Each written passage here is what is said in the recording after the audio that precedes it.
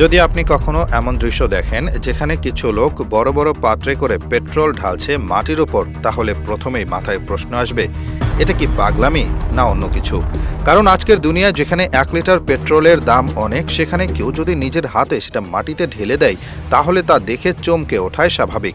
কিন্তু আসলে এই ঘটনা কোনো আবর্জনা বা অপচয় নয়, বরং এটা এক বিশেষ ধরনের কার্যক্রমের অংশ, যেখানে গাড়ির টায়ার, ইঞ্জিন পার্টস বা পুরনো যন্ত্রাংশ ধোয়ার জন্য পেট্রোল বা ফুয়েল ব্যবহার করা হয় এবং পরে সেটা মাটিতে ফেলে দেওয়া হয় অনভিজ্ঞতা ও অজ্ঞতার কারণে। অনেক জায়গায়, বিশেষ করে মেরামতের গ্যারেজ বা পুরনো যন্ত্রাংশের দোকানে এই কাজটা প্রতিদিনই চলে। পেট্রোল দিয়ে কাদা, ময়লা বা পুরনো তেল মুছে ফেলা হয় এবং তারপর সেই ব্যবহৃত তরল ফেলে দেওয়া হয় সোজা খোলা মাটিতে। এই পদ্ধতিটা যে কতটা বিপজ্জনক সেটা অনেকেই জানে না, কারণ পেট্রোল বা ডিজেলের মতো জ্বালানি শুধু দ্রুত আগুন ধরিয়ে দেওয়ার উপাদান নয়, বরং মাটিতে মিশে গেলে তা দীর্ঘদিন ধরে বিষক্রিয়া সৃষ্টি করে। এই তরল মাটির ভেতরে ঢুকে পানি দূষণ করে, আশেপাশের গাছপালা শুকিয়ে যায়, এমনকি মানুষ বা প্রাণীর শরীরে গেলে ত্বক জ্বালা করে বা নানা রোগ সৃষ্টি করে। সবচেয়ে ভয়ঙ্কর ব্যাপার হলো, এই বিষাক্ত জ্বালানি বৃষ্টির পানির সঙ্গে মিশে ড্রেন হয়ে নদী, খালেও চলে যায় এবং সেখানকার প্রাণীকুলের উপর মারাত্মক প্রভাব ফেলে।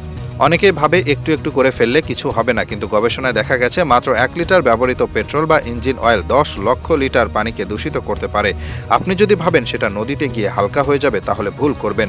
বরং পানি ও মাটিতে মিশে গিয়ে সেটা এমনভাবে বসে থাকে যে বছরের পর বছরেও সেটা দূর হয় না। এই জিনিস যদি বারবার ঘটে, তাহলে একটা সময় সেই জায়গার মাটি একেবারেই চাষের অযোগ্য হয়ে পড়ে। গাছ জন্মায় না, আশেপাশে গন্ধ ছড়ায়, এমনকি গর্ত করে আগুন জ্বালালে হঠাৎ বিস্ফোরণও ঘটতে পারে।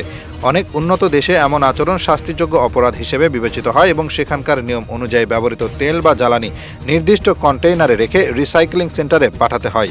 কিন্তু আমাদের দেশে এখনও অনেক জায়গায় এই বিষয়ে সচেতনতা নেই। গ্যারেজে কাজ করা মানুষগুলো অনেক সময় নিজেরাও জানে না যে তাদের এই অভ্যাস কত বড় ক্ষতি করছে প্রকৃতি ও মানব স্বাস্থ্যের উপর।